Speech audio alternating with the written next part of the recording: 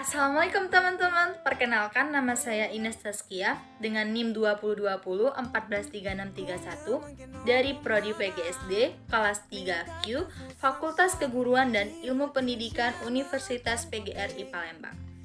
Baiklah, di sini saya akan membawakan mata pelajaran PKN SD kelas 5. Materi yang akan dibawakan mengenai kebebasan berorganisasi.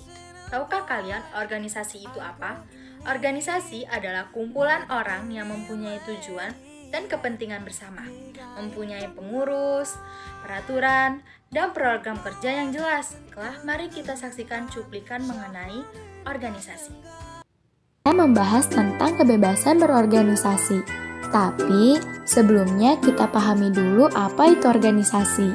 Organisasi adalah kumpulan orang yang mempunyai tujuan dan kepentingan bersama, mempunyai pengurus, peraturan, dan program kerja yang jelas. Organisasi juga memiliki tujuan yang jelas, sesuai dengan keinginan dan kepentingan bersama para anggotanya. Tujuan organisasi ditetapkan bersama oleh para anggotanya dengan cara bermusyawarah. Selain tujuan, organisasi juga punya anggota yang membentuknya. Mari kita ambil contoh anggota organisasi kelas yang terdiri dari jumlah siswa yang ada dalam satu kelas. Anggota organisasi juga dapat membantu tercapainya tujuan organisasi dengan cara saling bekerja sama dan menyelesaikan masalah dengan cara bermusyawarah. Selain anggota, organisasi juga punya pengurusnya.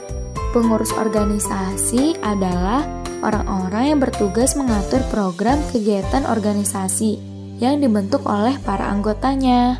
Pada umumnya, pengurus organisasi terdiri dari satu orang ketua dan wakil ketua, sekretaris, dan bendahara.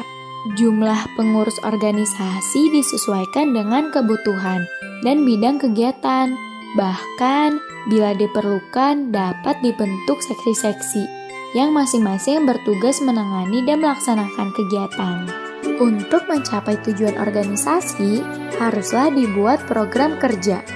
Program kerja adalah rencana kegiatan yang harus dilaksanakan agar tujuan organisasi dapat dicapai dengan baik, disusun bersama oleh para anggota dengan cara musyawarah dan dalam jangka waktu tertentu. Program kerja dibagi menjadi dua, yaitu program kerja jangka pendek yang dilakukan secara singkat dan program kerja jangka panjang yang dilaksanakan dalam waktu yang cukup lama. Agar program kerja berjalan dengan baik, perlu adanya peraturan organisasi. Peraturan organisasi adalah segala aturan yang dibuat untuk dijadikan pedoman dalam melaksanakan program kerja atau kegiatan organisasi yang harus dipatuhi oleh setiap anggotanya. Kegiatan organisasi juga bisa dilakukan di lingkungan sekolah dan masyarakat. Ada beberapa organisasi yang ada di sekolah, di antaranya organisasi kelas yang dibentuk oleh anggota kelas, organisasi ekstrakurikuler seperti pramuka, unit kesehatan sekolah, koperasi sekolah, komite sekolah. Di masyarakat, organisasi dibentuk dan dijalankan oleh warga masyarakat.